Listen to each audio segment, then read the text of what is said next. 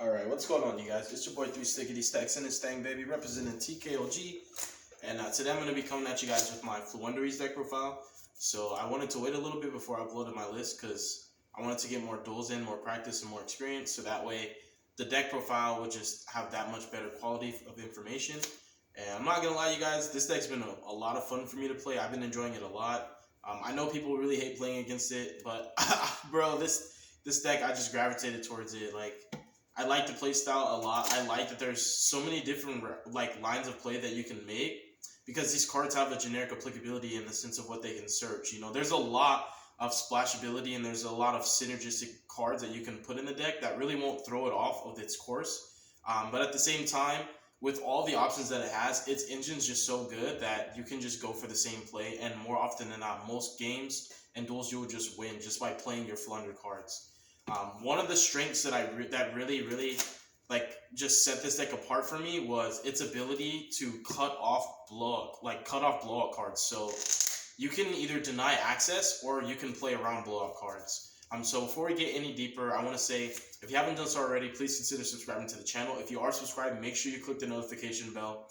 And leave a like if you liked the video, leave a dislike if you didn't. If you would like to support my channel, I highly recommend joining the Discord. All the links are going to be in every single one of my videos, so you can find the link to become a member of my Patreon, to join the Discord, all those good things. And if you want to become a Patreon member, I recommend minimum tier 2, because tier 2 is going to give you the best benefits while also not being too pricey for you. Tier 2 is a $10 a month kind of thing. You will get a lot of other benefits, but the main thing that people really want to get is the tutoring. You will get a 2-hour tutoring session from me each month, and you can break it down in increments or you can do the full 2 hours. So those are all things that are available to you. If you want to exploit that, do so. But back to what I was saying. So yeah, I feel that the cards that this deck can struggle against are just hand traps in general. So let's name some hand traps. We're going to get into the profile, I promise you, but I always do this in my profiles because I feel like this is valuable information that it's more like need to knows than nice to knows. The nice to knows I tend to leave out because that's stuff that's just common sense. But we've got cards like Ash, Gamma, Ghost Ogre, Effect Veiler, Infinite Impermanence, cards like Nibiru, you know, even cards like Lancia and Droll and Lockbird. So one thing I will say is just the nature of Dimensional Shifter. This card alone allows you to cut off access to cards like Veiler, Droll and Lockbird, and Ghost Ogre. So this already cuts off those kinds of hand traps. So this is like a pseudo Called by the Grave, but it's for the duration of how long it lasts. It's a lingering effect. Now, other cards like Ash Blossom and Ciphering Gear Gamma, your engine has a way to chain block from those cards. So whether you're playing the Samort package, or if you're playing cards like Gold Sarcophagus, or if you're having access to cards like Map, those cards will allow you to chain block cards like Ash Blossom to allow you to effectively cut off Ash Blossom completely. You will be able to chain block everything down to your Impin, and your opponent will never be able to use Ash on you, which is really strong. The same exact thing applies to Gamma. Ash and Gamma have to be chained directly to the card that they are able to be activated in response to. So Ash and Gamma can be played around. Ogre, Veiler, and also Droll can be played around because of Shifter, and because of the new Quick Play and cards like Book of Moon, you can easily cut your opponent off of access of cards like Forbidden Droplets if they didn't send a spell, and also cards like Infinite Impermanence and Chalice. So it really does play around a lot more, and when you open really good with this deck, there's really, if you open the cards, like the correct combination of cards, there's actually not a hand trap that can beat you. You can also play cross out for cards like Artifact Lancia. All Lancia truly does is cut off your follow-up, but if you open the hand with multiple birds, it's a lot easier to play around that. Like, let's say you had Robina and Eaglin. Well, now that Lancia is not going to hurt as much because you already have follow-up inside of your hand. So Lancia cuts off your follow-up, and it can hurt if you have another hand trap. So like Lancia plus something else, Lancia can cut off Map, which helps you to chain block around Ash Blossom, which would then make Ash Blossom more impactful, if that makes sense. But Cross Out and Called by the Grave are also additions that you can put into your deck to play around Lancia. Now, lastly, when it comes to negates, the same rules apply.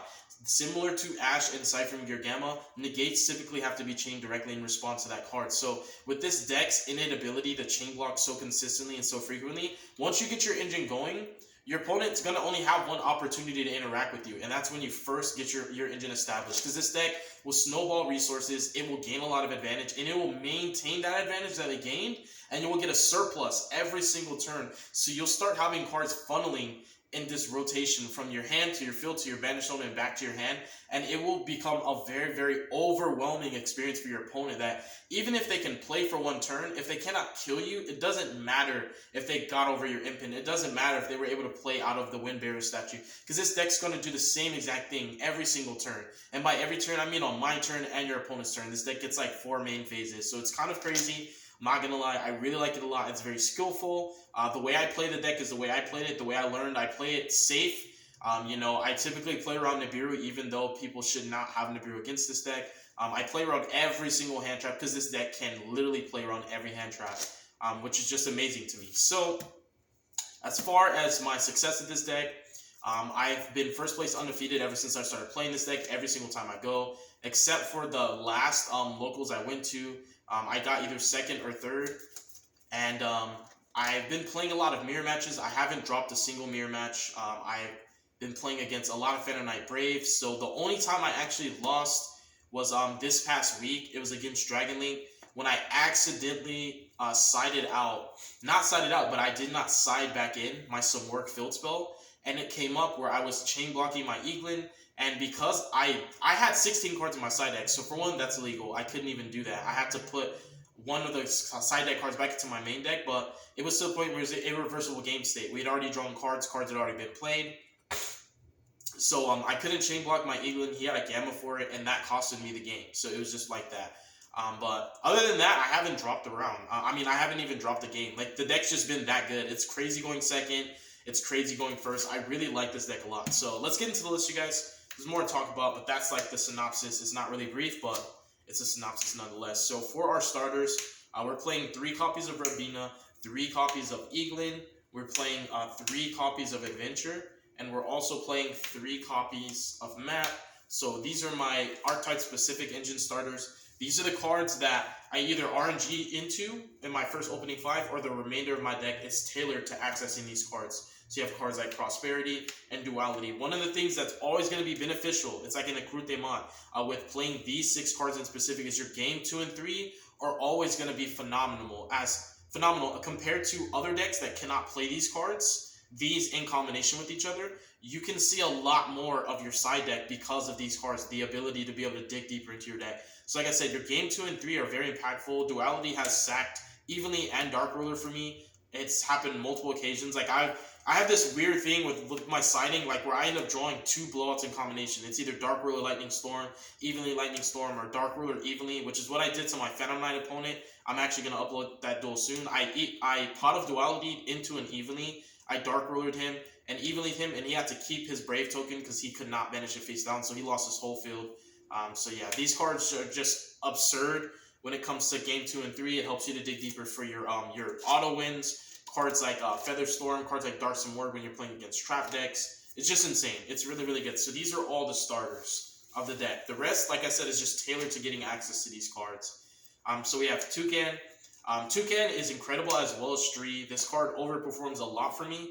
Not just because of the DP engine, that's just very common knowledge. People know this out DP. It's no point for me to tell you that this card does something that you already know it does.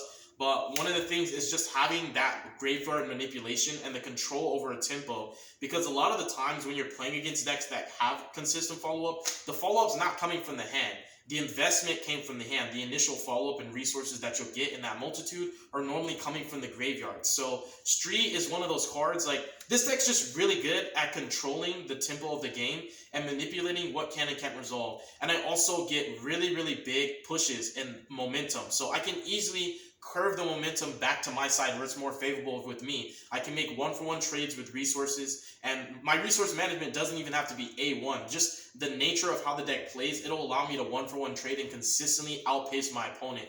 And this is just one of the other cards that allows you to do that so easily, because when it comes to decks like Phantom Knights, you know, that's one of the primary decks like Dragon Link. I can go down a list of decks whose graveyards naturally give them follow-up just by committing into their initial combo, their combo line on their first turn. Their boards will naturally replace themselves. Stree denies that. So you get a shot at street every single turn, my turn and your opponent's turn. So it's just really, really good. I'm only playing one of each. I don't find the need for more.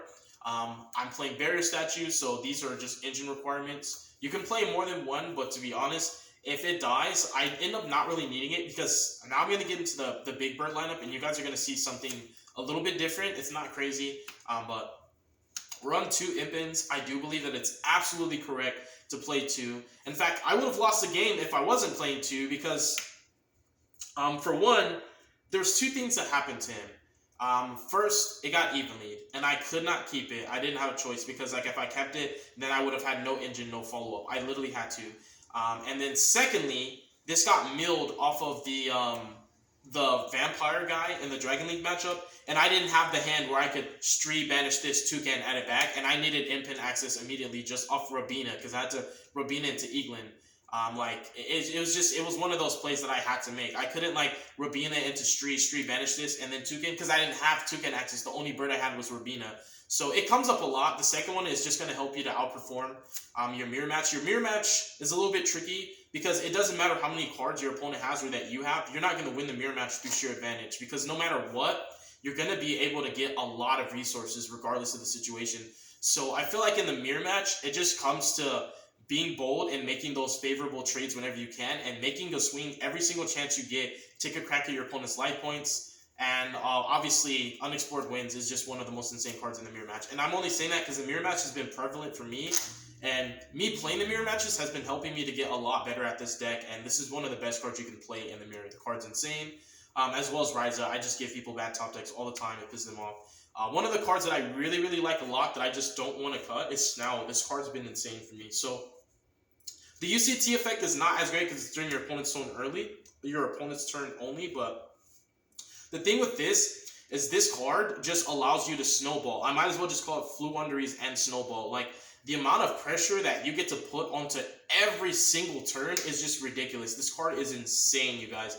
Like, this card's absolutely amazing. It allows you to kill over the Wandering Griffin. You don't even have to activate an effect. You can just kill Wandering Griffin, and that is actually a really, really big deal. Having the 29 statistic, and on top of that, the piercing comes up. Everything about this card comes up so much that when you really don't want it, you're still happy that's in your deck because this is one of those cards that fits that kind of cliche statement. You'd rather want it and not, you'd rather have it and not need it than need it and not have it. This card's absolutely amazing for me. I don't know what other people's experience has been. Some people just stick to the common. Like I said, it's a repetitious statement that I feel like some people don't even really have meaning behind the words they say. They just say what sounds good because they've heard it being said in the profile. So you'll see like oh, you don't want to have too many big birds, or I play 2 because you want to see it but you don't want to see it that much, you know, stuff like that, where I'm like, bro, I don't even know if you really mean what you say. But I have really good reasons for playing Snow. It's those and so many more. Snow's just insane, and especially it, like I said, when people do get over my barrier statue, Snow is like my backup plan. Like, this card, it's just insane, you guys. It really is. It's amazing, honestly. Mega Riza MVP. I have put people on turn skips. This card is like freaking Yada Lock, yo. This card's crazy. I loop my D-shifters. I put my opponent under D-shifter. I stack D-shifter on top of my deck. Activate D-shifter again. Then I do it again. Then I do it. Like, this deck has so many turn skips, and once you get one, you can loop your turn skips. You can loop Harpy's Featherstorm. You can loop Dimensional Shifter. You can loop like blowout hand traps, for example. Like, let's just say Drone Lockbird, for example, which you would never use in this deck because you search on your turn and your opponent's turn. Just for example, though, you can loop those kind of cards. It's actually insane what you can do with Riza. There's so many skillful interactions.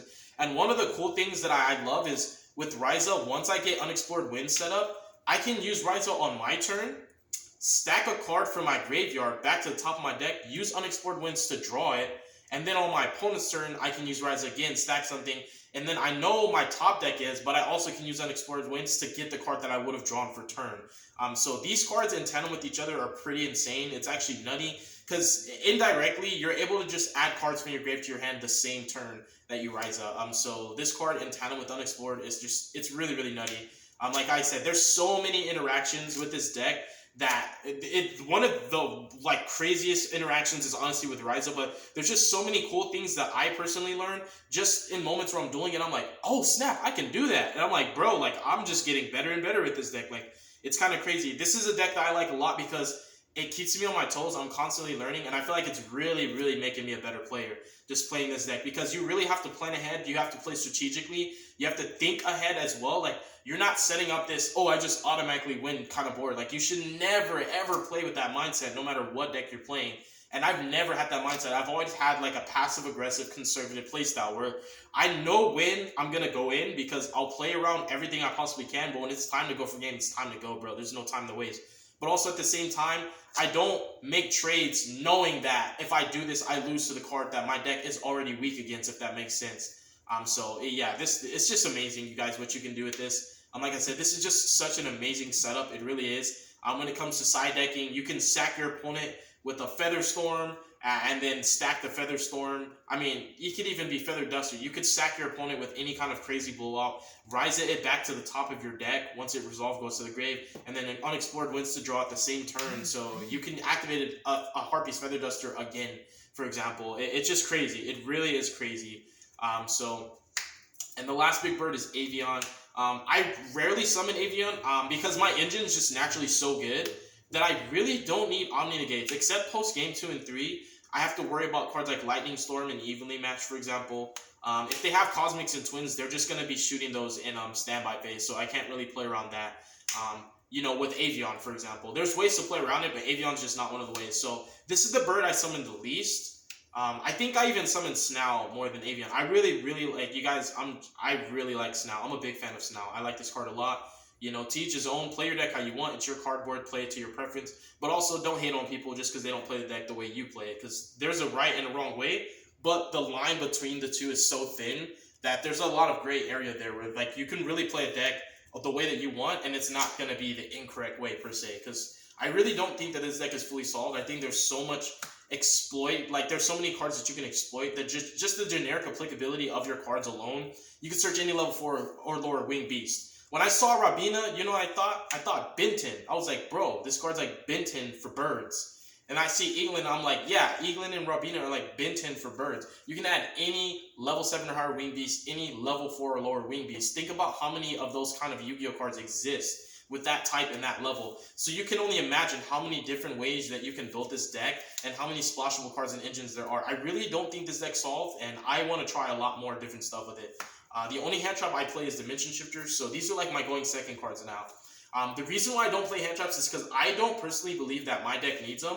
I break boards naturally with engine, and that's the funnest way to break boards. I've told you guys so many times, and I'll say it again. I'd rather break a board than prevent it from happening, and I will stand on that. And if I'm playing a deck where I can do that comfortably and not have to worry about certain things that I need hand traps for, then I'm going to do it. I'm just going to do it, bro. I'm going to break your board with the engine. So D-Shifter is the only hand trap I play, but this is not only an extender, but it's the going second card. So Samorg is a card a lot of people are not on right now. And it's not, ooh, look at me, I'm so, creative, I'm so smart. None of that, bro. It's just, there's a lot of people that are not on this, and I don't really understand why, because I played with and without this card, and I noticed a huge difference. Like, I was playing Book of Moon instead of this. This is so much better. Book of Moon solves the Imperm Veiler problem, but this solves, like, the Borreload Savage, the Ash Blossom, Siphon Gear Gamma, Wandering Rider, Baron the Floor, all of those kind of cards. This solves those problems because you can chain block your Rabina on summon, you reveal this, chain to Rabina, and then you summon your Eaglin, and this effect on field gets to chain block your Eaglin. So you literally get to chain block your two best play starters off of just the Samorg, and then you get a field spell that's another extender, and it just adds a surplus of pressure. And this is also really, really cool because I'm going to give you guys a little spoiler. So when I have back row matchups, sometimes I take out the field spell and I search Samorg Repulsion on my first turn. So even when I have because I do play Dark Samorg, and if somehow Dark Samorg miraculously gets outed, right? Miraculously, which is nearly impossible, especially if you have like Featherstorm to stop Golden Lord. But if it somehow just gets outed by Golden Lord, for example, because that's the main trap deck that you're going to play against, you already have some more Repulsion that you search in your first turn, so you can activate this, and they have to shotgun everything immediately, and you can just clean sweep them. So this card's actually really, really good, and this is another reason why I really like the Samorg package, because the Samorg archetype has some really unique spells and traps that all have their own added benefits to the deck. that you can really take advantage of. Again, it goes back to what I was saying, that generic applicability that you can exploit or you cannot exploit. You can just call them bricks and just play a standard list, because if it's not broke, don't fix it, right? But it's not about the innovation. It's not about looking so amazing or creative. It's about playing what works for me, and this works extremely well. And I like that it gives me different avenues that I can exploit, that naturally, it gives me access to things that my deck doesn't already have access to. So I tell that to a lot of people. I'm like, yo, like, if you want to splash something in your deck, just make sure that it's not a repetitive kind of, you really want to just say it's redundant, right? Redundant and repetitive. Like, if you're giving your deck something that it already has, you're not really solving any problems. You want to give problem-solving cards. Like, if my deck is weak to Lancia, why would I put in another engine that also loses to Lancia? Why wouldn't I want to play an engine that doesn't lose to Lancia, so I have a backup plan? So it's like, you could play a card like Nadir Servant. You can play Dogmatica cards, because you know if your opponent Lancias you, you can resolve Nadir Servant and still have some kind of reactive plays on your opponent's turn, if that makes sense. And this is just one of those prime examples where it gives my deck something that it doesn't already have access to through its archetype specifics. And it's searchable off Rabina, which is crazy. So if I open like Map or Eaglin with Rabina, then I can just use Rabina to search this, because people always save their hand trap for Eaglin anyway, so they'll always let Rabina resolve. So because people always let Rabina resolve because they know Eaglin's the card to stop, having this in your deck and having an optimal hand makes it to where you can chain block your Eaglin. So the only cards that would hit it would be Valor and Imperm, but you have Adventure for that. So like I said, it just reinforces the statement that was previously aforementioned in the beginning of the profile. I can play around every hand trap and every blowout, including... So we're going to talk about talents, but we're also going to talk about a really, really strong floodgate, 2 of them. So triple tactics talents. Again, I'd rather break the board than prevent it from happening. And if you guys notice that these could be hand traps, but you know what I like about these? These can both help me and hurt my opponent. So I hurt my opponent by helping myself, because if my engine gets established, once I get going, it's really just, that's it, you guys. It's really hard to stop this deck. It will just steamroll everything. Once you get that advantage and you have your cards in rotation, your birds are just coming back to your hand every turn, there's not really anything your opponent can do but just stall and try to prevent the inevitable. It's just nothing that they can do. It's really, really hard to beat this deck if it gets to play. And that was one of the issues in the past. It was really, really fragile and prone to hand traps. So even though it was like a glass cannon, even though it was so good once it got going, it was so hard to get going, but now it's better than ever.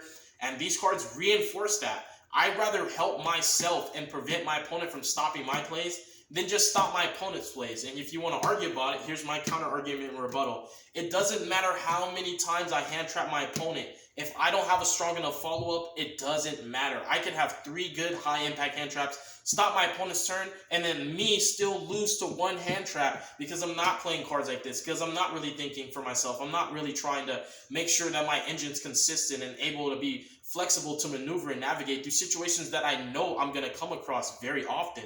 So you could say, oh, put in Imperm, put in Ash, put in Nibiru. Where's your hand traps? You know, where's your going second cards? These are my going second cards, bro. These function well going first and going second. So they have more flexibility than the hand traps, and they have a lot more applications with enhancing your engine and just being kind of cards that reinforce your playstyle, being able to play through more than your archetype specific cards naturally can.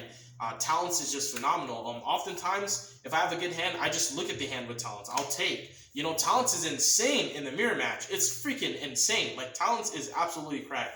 Like, this is one of the best cards. And since typically the only card that really you can struggle with is Lancia, Talents is live all the time. It's really crazy. Other decks might not be able to play Talents because more often than not, if they get scythe locked, they're not really doing anything in their main phase. So this is a dead card. But with this deck, even if you get Lancia, you could still play. It's just a problem where it cuts off map and it cuts off your follow-up. So Lancia doesn't end your turns. It just makes it to where you're kind of the board that you make. If it gets broken, it's really hard to recover. But it's not the end of the world. So I like these a lot. But going in tandem with what I was saying about blowout cards, right? Cards that your deck can normally just automatically lose to. Unexplored Winds is a card that I've really considered playing 3 of. So if you guys didn't know, this can out any floodgate. This can out Skill Drain, Rivalry, Goes In, even TC Boo. So something that people, if you didn't know, something that people should know is you can tribute set with this card. So I can send one of my monsters and one of your cards to tribute set. Why is that important? It's really, really important if your opponent has a TC Boo. That's how you're going to be able to out it, by tribute setting. And if your monster's face down, it's not acknowledged in the game state as a winged beast. So you can not only out the TC Boo, but you'll also just be able to do it every single turn, which is ridiculous. So It deals with so many different floodgates, and it allows you to just kill cards that can't be targeted or destroyed. Cards like Dragoon, the card's just insane. And the draw, every single turn is ridiculous because of the amount of free advantage that you get. You can easily exchange those cards for better cards. And the cards that you exchange, you can add them right back to your hand. So you really don't lose any advantage with this. And don't forget the aforementioned loop with the Mega Riza. It's insane. This card's so good. The Samord Field Spell, again, just another great extender. This is my choice. My main go-to target off of my Samord. I'm playing Gold Sark and Called By and Terraforming. So these all work extremely well going first and extremely well going second because they allow you to push through a lot more. Called By is like one of my outs to Lancia. We also have Mystic Mind. I'm playing it in the deck. I like Terraforming. I like seeing map. I hear this ridiculous statement of, oh, you do not ever want to play more than 3 map because you'll brick if you have more than one. Look, dude, the type of dude I am, I'm the exact opposite. I'm like, bro, I'd rather have 2 maps in my hand than none at all. I want to see the card. It helps me to play around a lot more interruptions than without map, if that makes sense. So map is incredible to me. I don't think like other people. I think for myself, and I'm not going to just pretty much just go card for anybody's list or just see an idea and just run with it. I like to test things and see how it works out for me. And Mystic Mind just overperforms. The card's just insane. People really don't play around it.